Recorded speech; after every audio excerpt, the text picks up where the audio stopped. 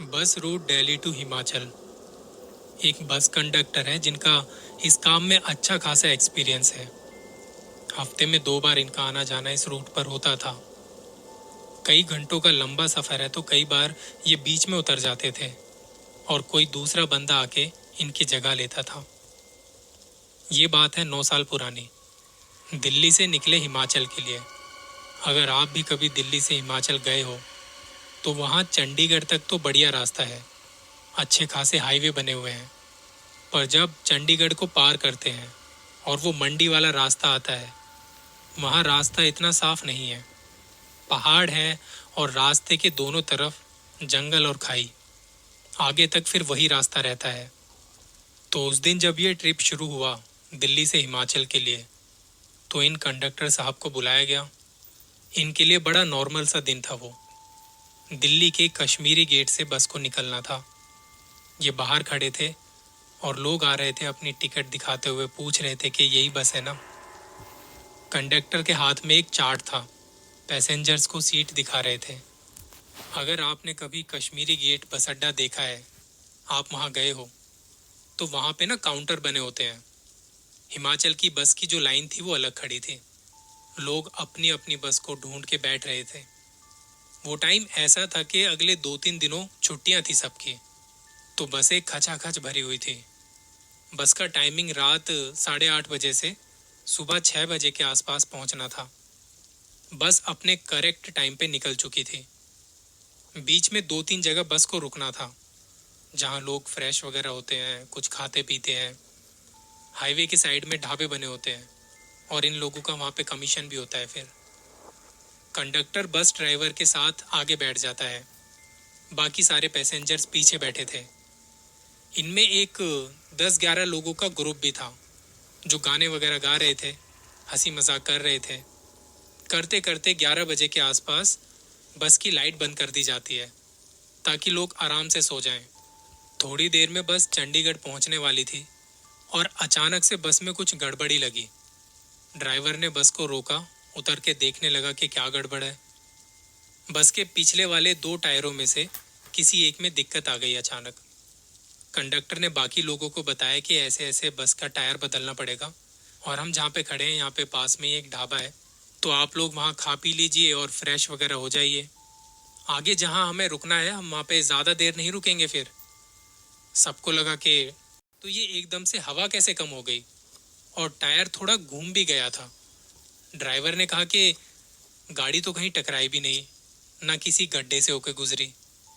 तो कंडक्टर बोलता है कि हो जाता है कभी कभी। इस बात को यहीं रफा दफा किया और अगले 1 घंटे तक उन्होंने टायर को ठीक किया और निकल पड़े वापस से। थोड़ी देर में दूसरा स्टॉप आया जहां इन्हें रुकना था।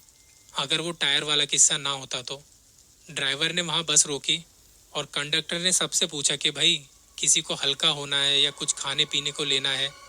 5 मिनट रुके हैं हम यहाँ पे। पर कोई बाहर नहीं गया, सब बैठे थे अपनी सीट पर। 5 मिनट बाद वापस से बस स्टार्ट की और निकल पड़े सफर पर। चंडीगढ़ का एरिया इन्होंने पार कर लिया था और फिर पहाड़ी रास्ता शुरू हुआ। धीरे धीरे बस ऊपर की तरफ जा रही थी। रात के अंधेरे में कुछ भी दिखाई नहीं दे रहा था। बस की हेडलाइट अंधेरे को चीरती हुई निकल रही थी। आधी रात के वक्त 2 बजे के आसपास कंडक्टर के पास फोन आता है। इनसे काफी आगे कोई बस थी, उसमें से किसी ने इन्हें फोन करके बताया कि आगे ये रास्ता ब्लॉक हुआ पड़ा है किसी चट्टान के गिरने की वजह से। तो ड्राइवर ने कहा कि अब क्या करें। कंडक्टर ने कहा कि एक रास्ता मुझे मालूम है, वो थोड़ा लंबा रास्ता है पर आगे जाके इसी रास्ते पे मिल जाएगा। मैं कभी गया नहीं हूँ उस रास्ते पर मुझे मालूम है। इधर उधर फोन किया और पीछे से लोग भी कह रहे थे कि क्या हुआ। तब उन्हें बताया इस बारे में।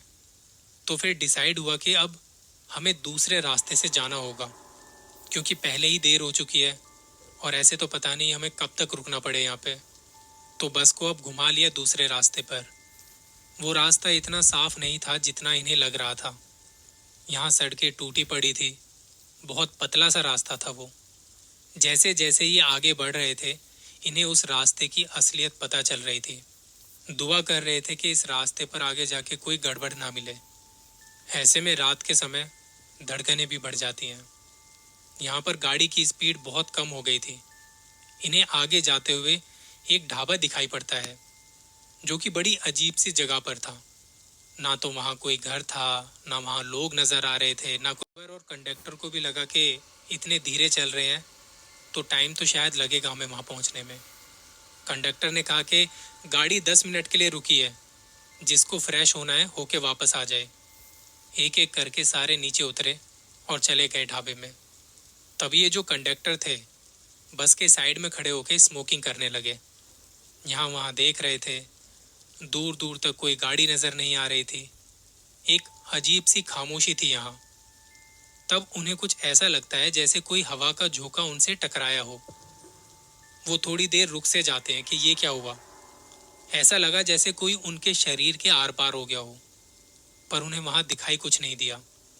8-10 मिनट बाद उन्होंने ढाबे में आवाज लगाई कि चलो। जब वो लोग आ रहे थे तो मैंने आपको पहले बताया था कि इस बस में एक ग्रुप भी था, उसमें कुछ बच्चे भी थे। तो उसमें से एक छोटा बच्चा किसी दूसरी तरफ जाने लगा। यहाँ से कंडक्टर बोलते कि ये किसका बच्चा है। कोई ध्यान नहीं देता तो वो चले जा रहा था बस। उन्हें लगा कि बच्चे की माँ शायद उस तरफ हो। वो जल्दी जल्दी जाने लगा और कंडक्टर पीछे जाने लगा, उसे आवाज दे रहा था पर वो रुका नहीं। अब ऐसे कहीं जब जाते हैं तो ड्राइवर और कंडक्टर की जिम्मेदारी होती है कि सबको साथ में लेके चलना है। वो कंडक्टर जब उस बच्चे के पीछे और अपने पीछे झाड़ियों की वजह से नहीं देख पा रहा था कि मैं कहाँ पे आ गया हूँ। वो देख रहे हैं कि वो बच्चा किसका था और वो कहाँ चला गया एकदम से। वो यहाँ वहाँ देख रहे हैं पर कुछ नजर नहीं आ रहा। यहाँ से फोन निकाल के ड्राइवर को फोन करने की कोशिश की जाती है, पर बीच खेतों में नेटवर्क भी नहीं आ रहे थे।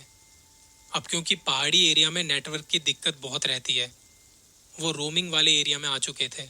फोन में दिखा रहा था आर लिखा हुआ, पर किसी को कॉल नहीं जा रही थी। पानी बंद हुई तो उसने पीछे देखा, वो औरत गायब हो चुकी थी। बस तक आते आते पसीने पसीने हो चुका था। ड्राइवर ने कहा भाई इतना हाफ क्यों रहा है। कंडक्टर ने कहा पहले यहाँ से निकलते हैं, बाद में बताता हूँ। जब ये लोग निकले तो बीच रास्ते में कंडक्टर ने अपने साथ आप बीती ड्राइवर को बताई। ड्राइवर की हालत खराब हो गई। उसने कंडक्टर को कहा कि थोड़ा लेट जा, आराम कर, मैं देख लूँगा। कंडक्टर अपनी आंखें बंद कर रहा था, तब उसे वही आवाज़ सुनाई दे रही थी कि तुझे मैं हर बार देखती हूँ। मतलब जब वो वापस आएंगे तब भी उसकी नज़र इस पे रहेगी। इन्हीं सब ख्यालों में कुछ घंटे बाद जब बस वापस से अपने वाले रास्ते पर आ जाती है, जो रास्ता ब्लॉक था, इनकी बस घूम के इस वाले रास्ते पर वापस आ चुकी है। थोड़ा आगे एक स्टॉप आता है जहाँ ये रुकते हैं चाय पानी पीने के लिए। तब वहाँ कुछ लोकल लोगों से इस बारे में बात की तो उन्होंने बताया कि इस रास्ते से कोई आता जाता नहीं है, कभी गलती से कोई गया भी है तो उसका पता नहीं चला। और हम लोगों की यहाँ से वहाँ जाके देखने की हिम्मत भी नहीं हुई कभी। इस रास्ते के कुछ राज हैं जिनके बारे में कोई ज़्यादा जानता नहीं है। बस कोई औरत दिखाई देती है एक बच्चे के साथ। कुछ कहानियां हैं यहाँ की। वैसे लोग बताते हैं कि वो औरत किसी मर्द को देख ले यहाँ तो उसे अपने वश में करके मार देती है। फिर उसके सिर में एक छेद करके एक डंडे के सहारे से उसे खेतों के बीच में खड़ा कर देती है।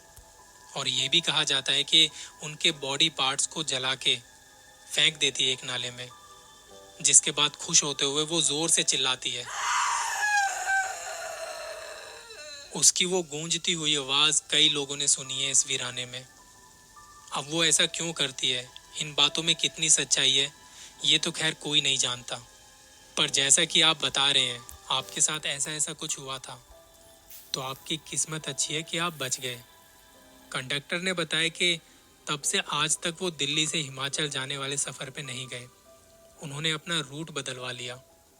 इस वक्त जब मैं ये कहानी आपसे शेयर कर रहा हूँ, मेरे खुद के रोंगटे खड़े हो गए हैं।